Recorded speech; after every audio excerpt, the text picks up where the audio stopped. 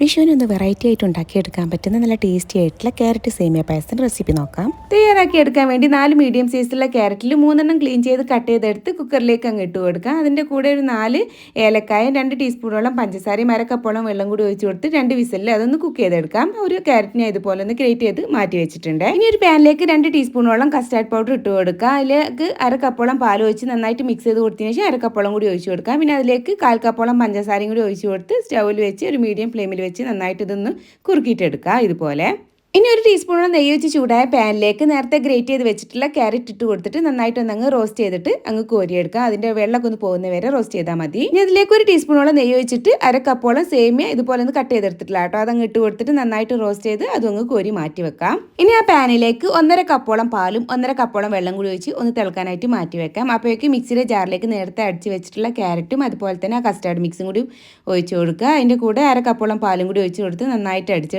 അതൊന്ന് മാറ്റി വെക്കാം.